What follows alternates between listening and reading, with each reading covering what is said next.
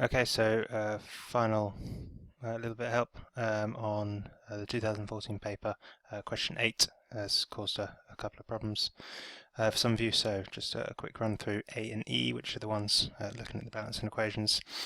So probably the most important thing to realise with working out these equations here is to start with the half equations and look at balancing the electrons first, and then balancing charge second, and once you've done that you should get everything that you need. So if we just remember those two things, half equations and balance electrons, and then balance charge. So construction equation for the oxidation of iron 3 oxide. So if we got the iron 3 oxide becoming the ferrate ion,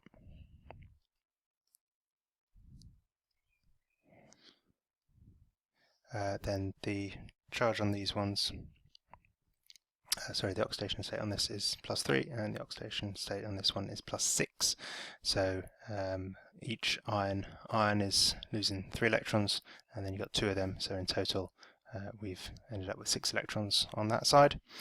And then the oxidizing agent in this case is the chlorine, and it's becoming 2 chlorides, and so for that it will need 2 electrons to pick up that. So balancing those two in terms of the electrons, first of all, we've got 6 electrons here, only 2 electrons here, so we need to multiply this half equation by 3.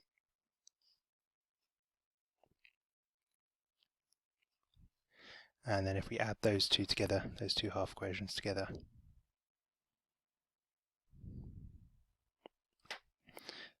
we end up with Fe2O3 plus 3 chlorines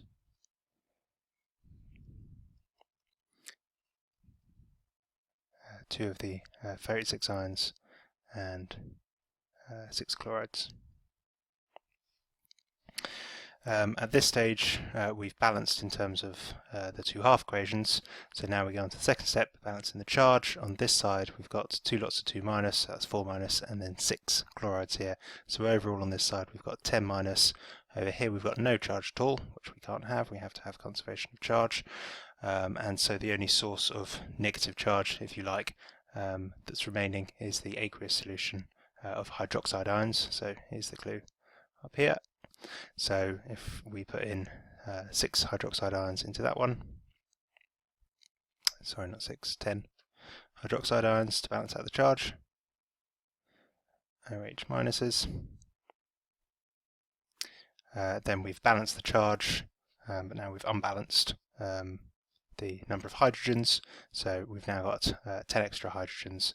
So if we put that in as 5 waters, that uses up all of them, and now we've dealt with the fact that our oxygens weren't balanced either, because at the start here we had 3 oxygens and we had 8 oxygens here, so we didn't have that balance in there.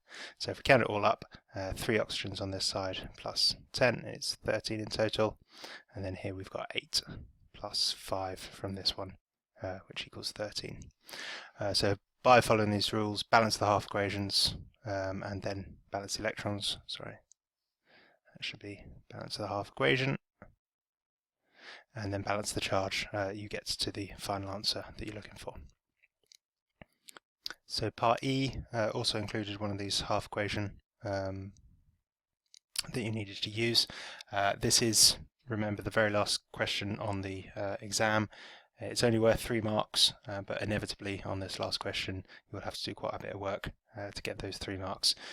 So in the exam, if you are running low on time, I wouldn't suggest you spend a huge amount of time on this. Go back, check your workings, look for simple mistakes where you can pick up marks much more easily. But if you do have time, this is a good challenge. It really sets you apart if you can cope with these ones. So we've got some information here. We've got a gas, we're not alkaline, We've got the ferrite reacting with the water, so that tells us what other elements are available. We've got a density here, which will be useful. We've got room temperature and pressure, so that's telling us something. And we've got an orange-brown precipitate, so we've got loads of information which we need to analyse. So first things first, let's deal with the data. We've got a gas of density 1.333 times 10 to the minus 3 grams per cubic centimetre, and we're told it's at room temperature and pressure. So we need to remember that a mole of gas will occupy 24 cubic decimeters at room temperature and pressure. And if we've got 1.333 times 10 to the minus 3 grams per cubic centimetre, we can work out the mass of our mole. So we've got 24 times 10 to the 3. So that's the number of cubic centimetres and 24 cubic decimeters multiplied by the density times 10 to the minus 3. And that will give us 32 grams. So straight away, given that the elements we have available, we've got iron and oxygen available in the ferrite, and in the water we've got hydrogen and oxygen. So really the only two gases possible would have been hydrogen or oxygen. We can tell straight away that that is oxygen. So that helps us kick off, because we know that we have to produce oxygen. So this is one of our products, so that deals with that. We've got an orange-brown precipitate. So this is a bit of basic chemistry that you need to know, that the hydroxide solids of the transition metals tend to be coloured, and so we really only have a choice of iron hydroxide 2 or iron 3 hydroxide. So they're the two possibilities really. And from your general chemistry knowledge, you should know that one's a greeny colour and that one's a browny colour. So that's your basic chemistry knowledge, so we're likely to have made iron 3 hydroxide there. So that gives us our starting point in terms of working out our half equations. So if we start them out, so we've got Fe or 2 minus, and we know that we're producing FeOH3.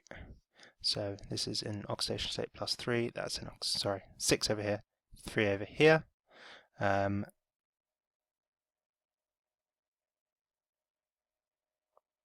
So this needs to pick up 3 electrons.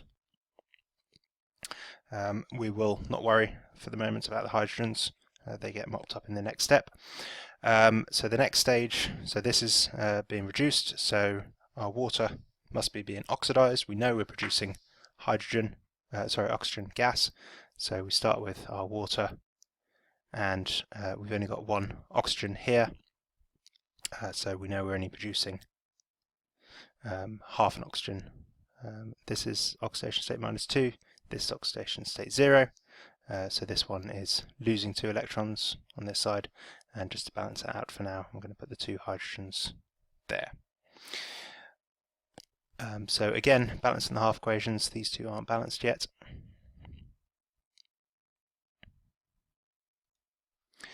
So we've got 3 electrons here, we've got 2 electrons here, so let's double this side. That's 6, and that's 2, and we'll triple this side, 3, that becomes 3 over 2, that becomes 6, and that becomes 6. So adding it all together, what we've actually produced here is 6 hydrogen ions, which actually are being mopped up in these hydroxides here.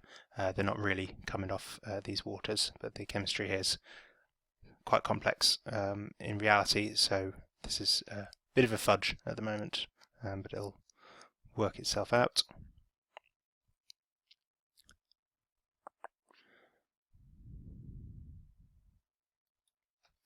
So 2FeOH04, 2 minus, and 3 waters will give us 2FeOH3 and 3 over 2 oxygens. and as I say, the hydrogens here are in reality actually these hydrogens here. So that's dealt with the electrons, but again, as previously, we've balanced the half equations. Now we need to balance the charge. So over here we've got two lots of 2-, so we've got 4- in total here, and we've got no charge on this side. So again, we've got our hydroxides, which we can use to balance. So although we don't have an alkaline solution, it does say that up there. The only choice we've really got is to put hydroxides in there. They're not being used to balance the reactant side, so they're being produced in this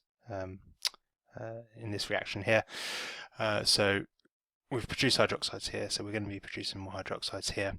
And if we count up the number of oxygens, we now got 8 oxygens here, 9, 10, 11, so 11 oxygens on this side. And then on this side we've got 6 there, 7, 8, 9, 10, 11, 12, 13 oxygens here. So that's not balanced here, and so the only way to increase the number of oxygens on this side would be to make that 5 waters. And now let's check the hydrogens. No hydrogens here, 10 hydrogens here, we've got 6 here, and then 7, 8, 9, 10. So that's balanced our hydrogens. So there's probably better ways of explaining that, but that will do for now. So this is our final equation. It is the one that's given in the examiners in the mark scheme. So here we go. It's the one there. And there are other options, so you've got the hydrogens here. That's another way of explaining it. It is a tricky question. It was identified as a tricky question in the examiner's report. So the correct equation proved to be the hardest mark in the paper, being seen extremely rarely. So very few candidates got this one. But as it says here, as in question A, often the overall charge didn't balance on either side of the equation. So that's the equations given by students in consideration that would have led to many more correct responses. So it looks like a lot of people got part of the way there, got the oxygen, got the iron hydroxide, but didn't manage to complete it off. But as I say, for an extra mark, that's probably, well, for 3 marks in total, that's a good 5-6 minutes work to work your way through that. So in terms of good use of exam time, remember that that last question is always going to be tricky, it's always going to be hard, and it's going to be based on chemistry you won't necessarily have seen, or probably not have seen. That's what they try and do, make sure it's chemistry that you won't have come across, to really test your understanding and skills. Very best of luck with the exam tomorrow. Anyone in my classes, please do come and see me if you wish any further help. Best of luck. Good night.